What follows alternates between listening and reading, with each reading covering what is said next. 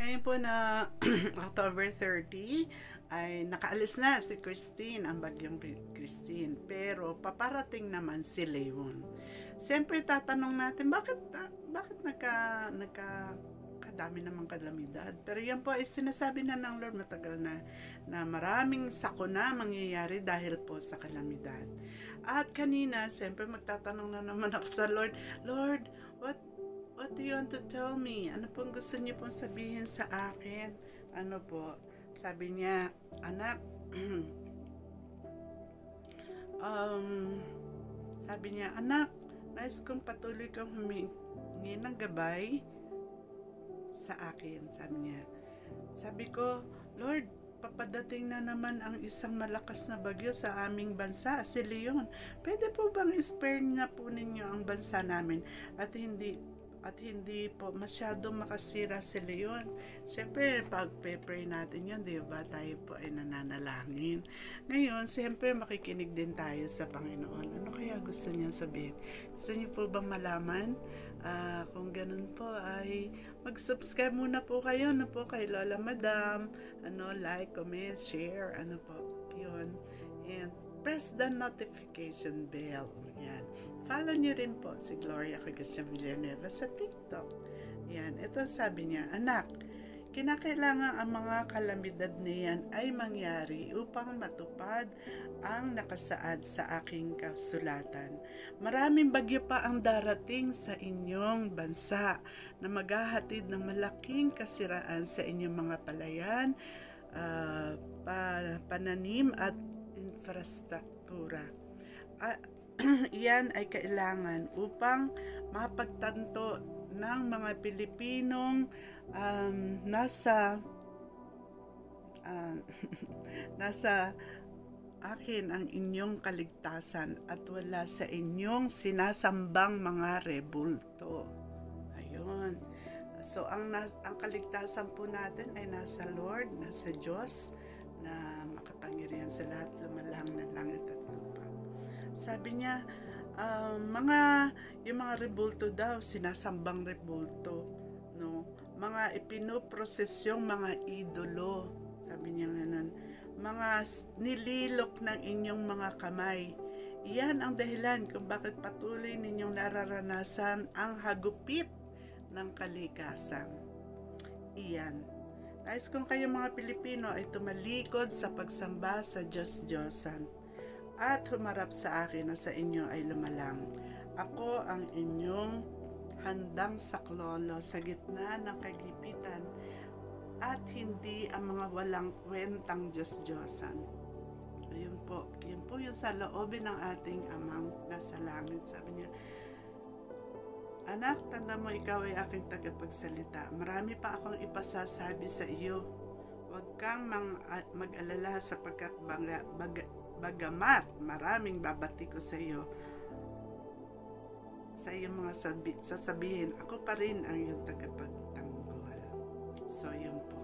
Ito po yung pinaalala ng Lord sa akin sa scripture, sa mga salita niya. Sabi niya dito sa Isaiah 46, mula po sa 5, sabi niya, makinig po kayo at kung meron po kayong Bible, basahin niyo po.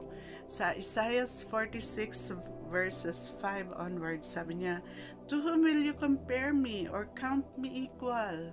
Sino ba yung kapareho ko? Sabi niya gano'n.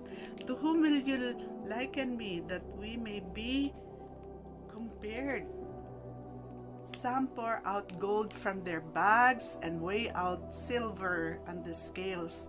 They hire a goldsmith to make it into a god, and they bow down and worship it. Imagine nyo po, gagawin yung ginto, no, na idolo, tapos sasambahin mo. Ikaw rin gumawa niyan, di ba?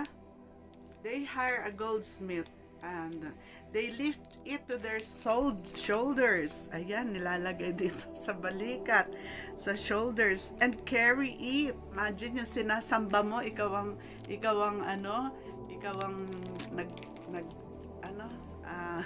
nagkakarga, sabi niya ganun.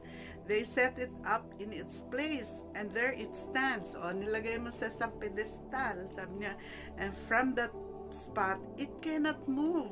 Hindi na, paano kung magkaroon ng ng sunog? Edi kukunin mo pa siya, ililigtas mo pa siya, di ba? Though, sabi niya gano'n, though one cries out to it, it does not answer. It cannot save him from their troubles. So, kung sakaling meron kang problema mananalangin ka sa kanya, gawa mo nga lang yan. Diba? Kaya yun, nagagalit po ang Lord doon kasi sinasamba mo yung gawa lang na yung kamay, samantalang ang dapat nating sambahin ay lumalang ng langit at lupa, ng mga buntala, ng mga bituin, ng mga tala, siya ang gumawa nun, tapos siya ang dapat nating sambahin, at tayo po ay kanya ring nilalang, di ba? At yan po yung dahilan bakit po marami pong mga sakuna po tayo mararanasan na dahil sa mga kalamidad.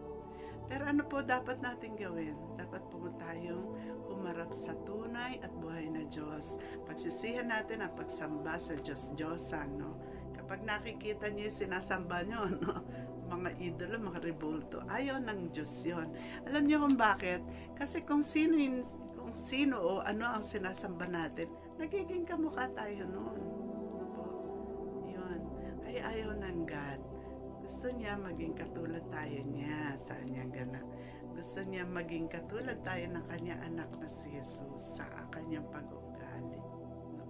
Ang Diyos na makapangyarihan sa lahat. So tandaan po natin, yung pong mga kalamidad na yan ay pwede namang hingin natin sa Diyos na Lord, wag naman.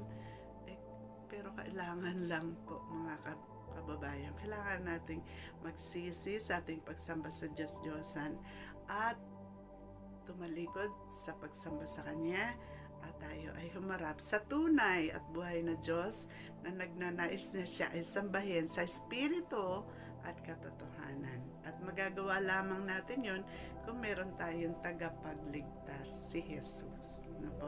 Kung pinapasok natin siya sa ating puso bilang Panginoon na tagapagligtas. So ito po ngayon ang inyong lola, si Lola Madam, nagsasabi sa inyo na kapag ang Diyos ang ating gabay, kaysa ng buhay. God bless everyone. Bye!